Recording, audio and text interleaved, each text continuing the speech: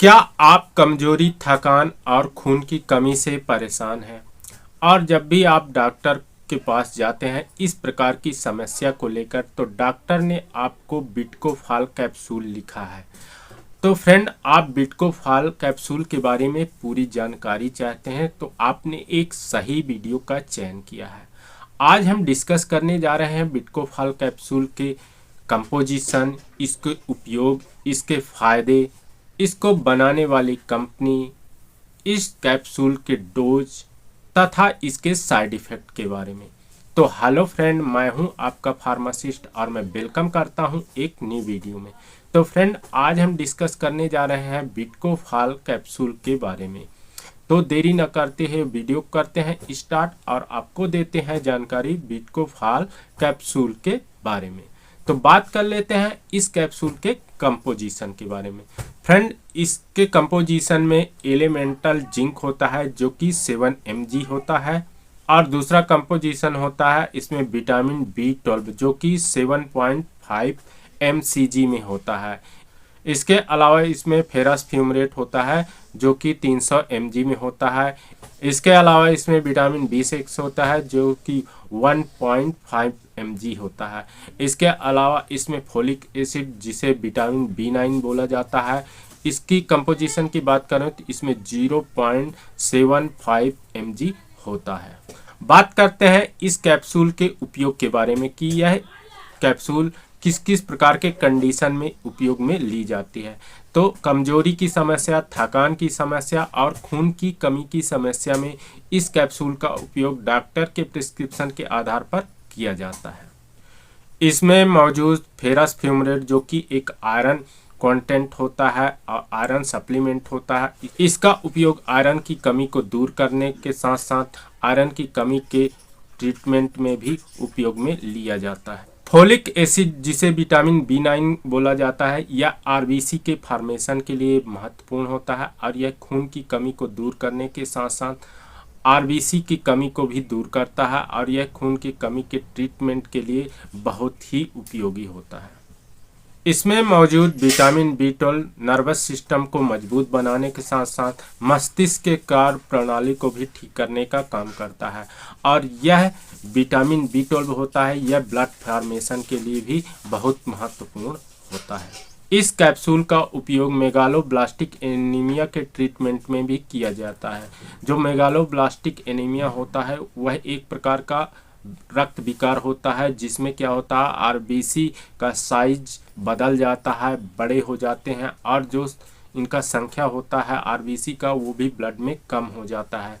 तो इस बीमारी के ट्रीटमेंट में भी इस कैप्सूल का उपयोग डॉक्टर के परामर्श के अनुसार किया जाता है। और जो ये मेगालोब्लास्टिक एनीमिया होता है यह विटामिन B12 की कमी और विटामिन B9 की कमी के कारण हो जाता है। तो इसकी पूर्ति के लिए इस कैप्सूल का प्रयोग करवाया जाता है।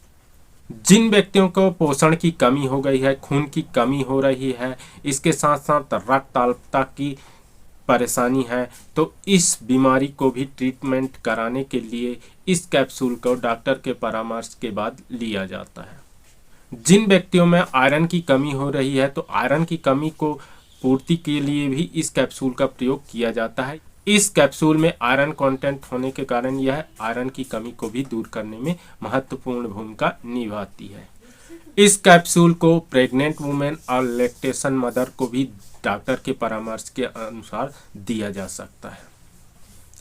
ऑपरेशन के बाद जो खून की कमी हो जाती है तो उस प्रकार की समस्या में भी इस कैप्सूल का प्रयोग करवाया जाता है क्योंकि यह खून की कमी को दूर करने में महत्वपूर्ण भूमिका निभाता है।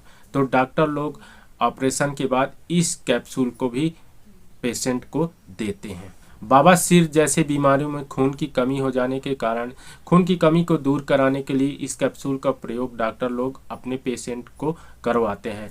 महिलाओं में पीरियड संबंधी प्रॉब्लम हो जाने से ब्लड लॉस अधिक हो जाने पर ब्लड की कमी हो जाती है, जिसके कारण क्या होता है, डॉक्टर लोग इस प्रकार के समस्या में इस कैप्सूल का प्रयोग करवाते हैं। या की बीमारी हो जाने पर खून की कमी हो जाती है तो इस प्रकार की समस्या में खून की कमी को दूर करने के लिए मलेरिया के ट्रीटमेंट के बाद डॉक्टर लोग इस कैप्सूल का प्रयोग अपने पेशेंट के ऊपर करवाते हैं, जिससे क्या होता है कि जल्दी ही ब्लड रिकवर हो जाता है और पेशेंट ठीक हो जाता है। अब बात कर लेते हैं इस कैप्सूल को बनाने वाली कंपनी के बारे में। तो फ्रेंड, इस कैप्सूल को एफडीसी कंपनी बनाती है, जो कि काफ़ी अच्छी कंपनी है। और इसकी पैकेजिंग की बात करें तो इस कैप्सूल की पैकेजिंग लगभग 30 गोली का आता है, जिसका कीमत लगभग 108 से 110 रुपए का होता है।